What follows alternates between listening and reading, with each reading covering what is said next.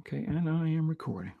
And we are back. Welcome to the SoapBox, where people who work, volunteer, and care about recovery tell us who they are and what they're most passionate about. My name is Richard Jones, RN, and I represent parentingyourchildinrecovery.com and my home website, secondstarts.com. That's number two, NDSTARTS.com. Today, my guest, and I'm going to say it again, it's a special guest for me, and I'll let you know why. His name's Frederick Cooper. Sorry, Frederick. Frederick Cooper. How are you, sir? I'm doing great. How are you? I'm doing fine. Good to have you here. Same here. Frederick, okay. Hey, Frederick is a restorative justice practitioner. He's a financial literacy facilitator, and he's a life coach. I think working out of Cook County in Illinois, in the Chicago Yes, sir. area. Yes, sir. Okay, Yes, sir. very good. So, Frederick, I like to ask everybody when they come on, give me that Cliff Notes version of Frederick. For you, it's going to be a little different because I want you to tell me two things in the Cliff Notes. First, I want you to enlighten everybody to what exactly a restorative justice practitioner is, briefly, and then also tell us sort of your road, how you got here. Tell us a little bit about yourself. Okay. Restorative justice practitioner is I practice in like peace circles. I do a lot of trainings on peace circles. So what that is it's just a process of building relationships, and we sit in there and we get to address our trauma. We get to talk about things that and people would not normally talk about on a daily basis. So this is basically creating a safe space, and it's a non-judgmental space. And so, Okay. how did I get here? I got here by I was actually excuse me. I was actually something that it kind of just dawned on me. It's something that I wasn't planning to do, but it just dawned on me. So I was actually working with some kids in a high school, and Okay. we just sitting there just doing some talking, and then I asked, did I want to do restorative justice training, and I did the training went well. And so as I was working with the kids in the high school, a county sheriff had asked me, did I want to work in Cook County jail? I really didn't want to work in there because I just actually got out of there not too long before she had asked me. So I ended up going, long story short, I ended up going in there volunteering, and then I've been in there for 10 years now. 10 years. Yeah. Okay. All right. All right. Okay. I just want to tell you right off, the truth in advertising, everybody that's watching, it was special to me as I, tried to get Frederick to come on the show because, as we've heard many times before, I'm sure, my background is correctional nursing, county jail correctional nursing. So when I saw you in some of your internet stuff on LinkedIn and such, I was fascinated and I was proud, because I think that what you're doing is needed. And I hope that we can get this show off and somebody else sees it and decides they either want to help you or do what you're doing. Because I think I'm 100% sure we need more of you around. I'm 100% sure. I'm 100% sure of that. Okay, so really, right now, this break too, I want to remind everybody we'll have some stuff in the show notes about Frederick and his programs, and hopefully, it's my goal to try to create a little bit of support for him and what he's doing. So that'd be in the show notes. Also, if you are a parent or a mentor or a practitioner who cares or works with young adults in trouble, okay, in active rehab, or at risk, okay, parentingyourchildinrecovery.com. We work with parents, young adults, and the practitioners of those. Okay, Frederick, I'm going to put you up on what I call soapbox. Now I'm going to run some stuff at you, and I want to hear, because I want to talk about the essence of what you do, how you do it, and your mindset behind it. So I'm going to throw some stuff at you here, okay? Okay. First thing I want you to talk about, and I've heard you say this, just your theory about getting started, getting out of the bed, getting started. Talk to me about that. What do you tell the young people? Oh, to get out that bed is just a movement that I started. Just waking people up. It's just ain't sitting around ain't gonna get it done. We got to get out that bed. And I know you probably heard me on a few videos. It's just like I say, it's just waking people up. Just come on, get up, get to it. No excuses. Let's get it done today. Don't keep talking about what we're gonna do. Let's get it done today. It's just get up out that bed. Okay. And I love the passion that you deliver it with. I can feel myself saying that, like, come on, we can't do nothing Yeah, if get we out don't get that started. bed. That's right. You got to get out of that Yes, bed. sir. Yes, sir. Talk to me about, and that's something that I know is really required in restorative justice, is asking the young people or people to be brave and don't be afraid to step out, you know? Yeah, it's You know? just what that is just because what the restorative justice is, we creating a non-judgmental space. And so Okay. it's giving our youth and anybody who sit in circle that's just that space to speak freely on whatever it is and they're not being judged because, being in Chicago, you being judged all the time. And Yeah. so now we creating this safe space, non-judgmental. You get to come in here, build relationships, address trauma, address anything that you're going through. And then you're not being judged. We actually trying to help you in this process. And so that's what it's about. And that's why it's been a successful for the last 10 years that I've been doing it. Okay. It was very well appreciated.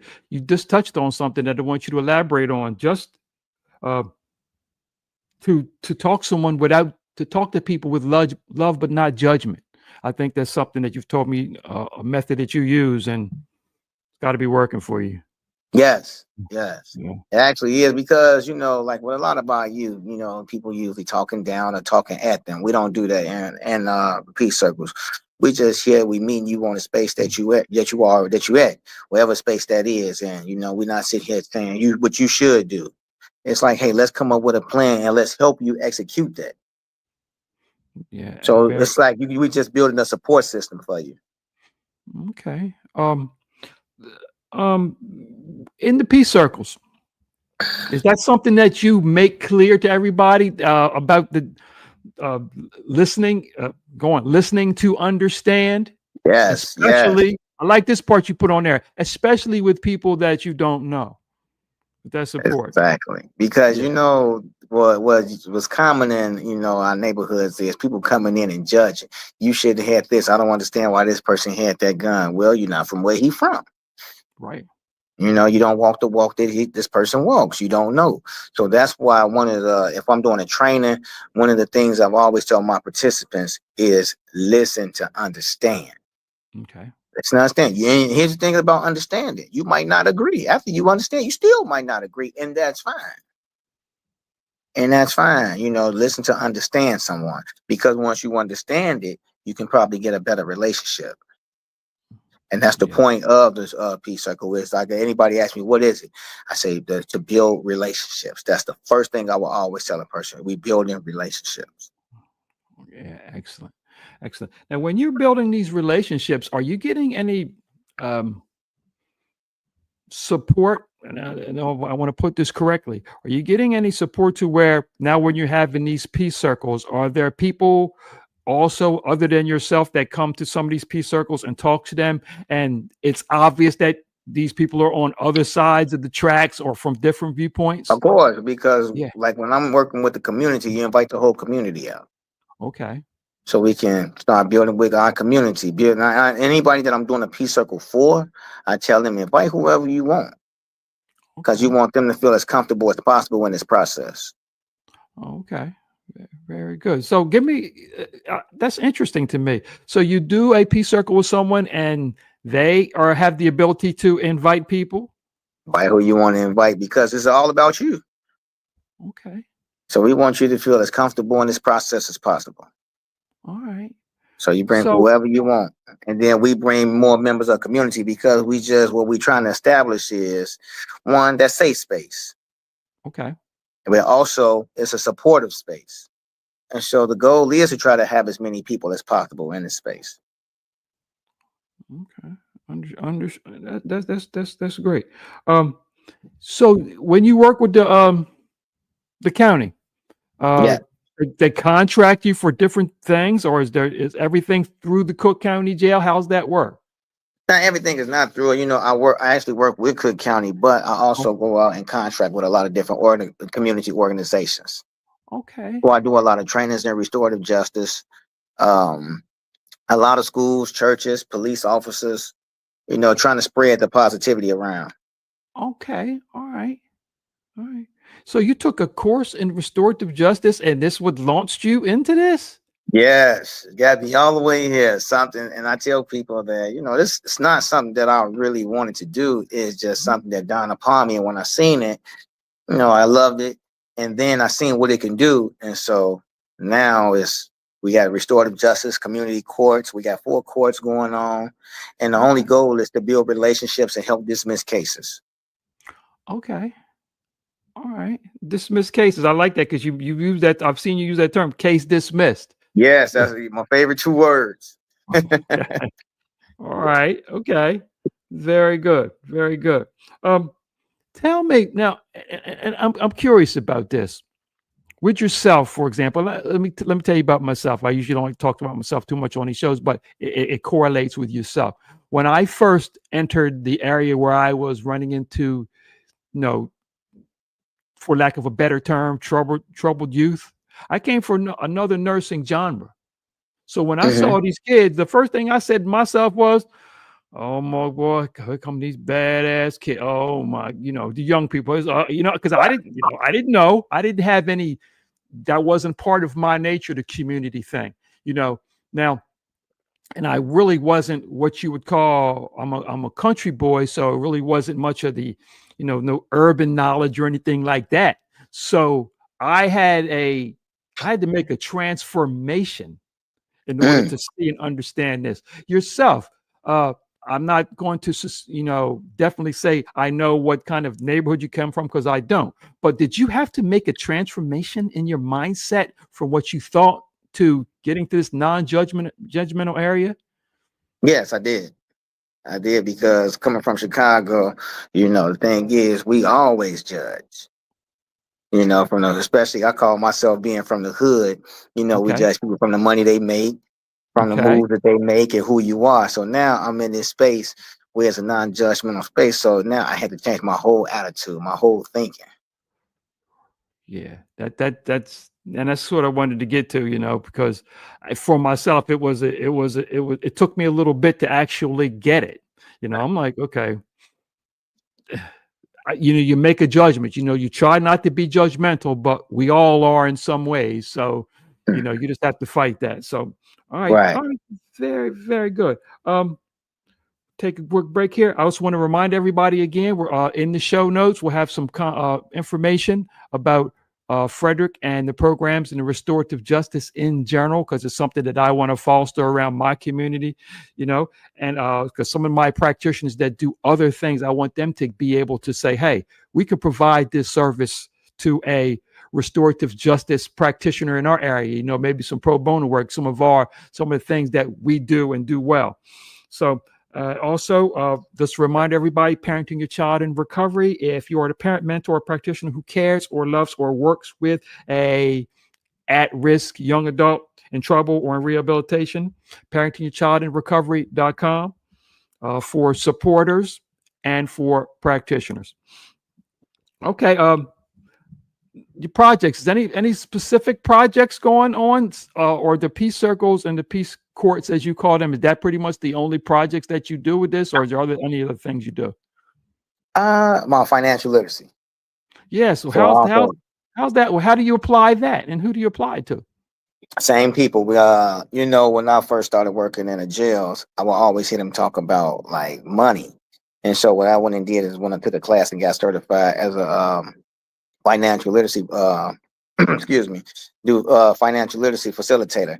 And so when I did that, I took it back to the same place, because I would hear these guys talking about money. So I said, you know what? Maybe if I add this piece on to a lot of the guys that's doing this, when they come out, they'll know how to start their own LLCs, their own business, and things like that. Because I got to remember who I'm dealing with. One of the things is they know how to hustle, be in the streets. They know how to sell. They know how to promote. They know how to market. They know how to do all these things. But let's show them how to do something in a legal way.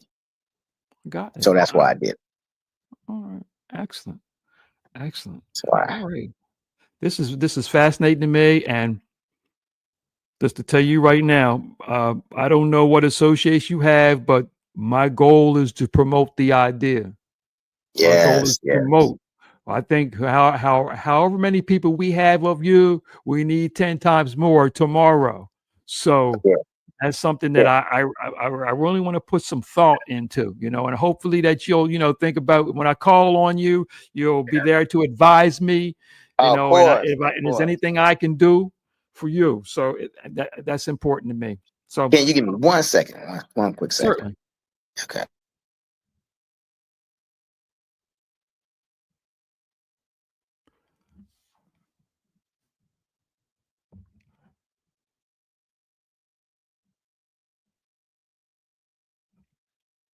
Never. This is interesting.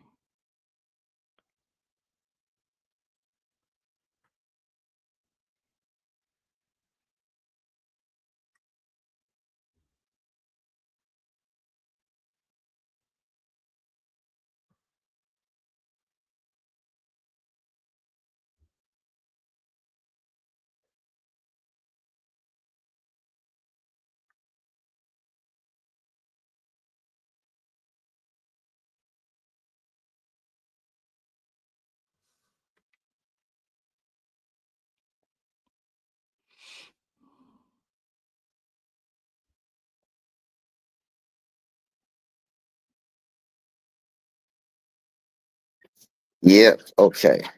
You good? Yes, sir. Yeah, you know, All right, we're starting gonna to bring it come home. in. I'm ready to bring it home right now anyway. Okay. Okay. Okay. Sounds good. Okay, so let me see here. Where was I at here? All right. Wait. So, I want to thank you for coming on. And as I said, Oh, I hope that there's thank you. something that Thank you we for can, allowing me. I hope we can continue this. What you're doing to me is what is actually needed. And that's sort of what my show is about. I had somebody ask me, why do you want me on the show? I said, because you're doing something that helps people. And that's the only reason why I'm doing the show. So I want to thank you for coming on, Frederick. Of course. Of Um, course. Thank you for hey, having me. you're certainly. So in closing, I want to say from myself and speaking for Frederick, I want to remind everybody to get out there and help somebody get better, help somebody stay better, and most importantly, let's help somebody be better. Thank you and Yes. goodbye.